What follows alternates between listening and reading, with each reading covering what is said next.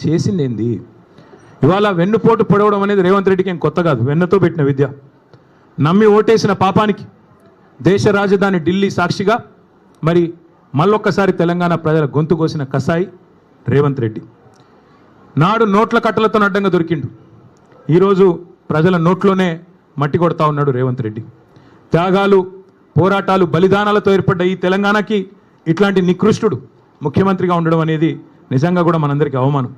కేసీఆర్ గారి ప్రభుత్వంలో 10 ఏళ్ళు ఇదే ఖమ్మం జిల్లాలో కానీ మిగతా ఉమ్మడి జిల్లాల్లో కానీ రైతు పొలంలో నీళ్లు ఉండాలి కానీ రైతు కళ్ళల్లో కన్నీళ్ళు ఉండకూడదని చెప్పి ఒక కమిట్మెంట్తో ఇక్కడ సీతారామ ప్రాజెక్టు కట్టినా, భక్త రామదాస్ కట్టినా, కాళేశ్వరం కట్టినా, పాలమూరు రంగారెడ్డి ఎత్తిపోతల పథకం కట్టినా, చెరువులు బాగు చేయడానికి మిషన్ కాకతీయ, ఇక్కడికి వచ్చేటప్పుడు కూడా లక్కారం చెరువు అక్కడ పెద్ద ఆర్చి మీద రాస్తుంది మిషన్ కాకతీయ లక్కారం చెరువు అని.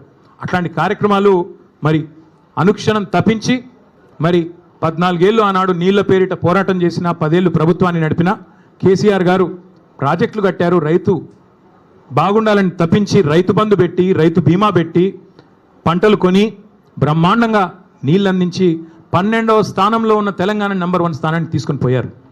కానీ దాని గురించి కూడా నిన్న చిల్లర మాటలు ఢిల్లీలో మాట్లాడిండు రేవంత్ రెడ్డి. బాబు గారితో మరి జరిగిపోయిన దొంగ ఒప్పందం, చీకటి ఒప్పందం బయటపడంగానే కవర్ చేసుకోవడానికి కవర్ డ్రైవ్లు, ఇవన్నీ ఎక్స్ట్రా కవర్ డ్రైవ్లు, డ్రగ్స్, కాళేశ్వరము, ట్యాపింగు, టూపింగు. అందుకే కుడిదిలో పడ్డ ఎలకలా కొట్టుకుంటా ఉన్నాడు. ఏం చేయాలో తెలియదు, దొరికిపోయిండు. అడ్డంగా దొరికిపోవడం కాబట్టి అడ్డదారులు ఎత్తుకుతా ఉన్నాడు. ఎజెండాలో ఫస్ట్ ఐటమ్ అని చెప్పాడు కదా, నేను కాదుగా చెప్పింది. ఎజెండాలో ఫస్ట్ ఐటమ్ అని నిమ్మల రామానాయుడు గారు, ఏపీ మంత్రి గారు చెప్పిన మాట వాస్తవం కాదా? ఇంత స్పష్టంగా చెప్పిన తర్వాత తెలంగాణ ముఖ్యమంత్రి అబద్ధాలు చెప్పిన మాట వాస్తవం కాదా?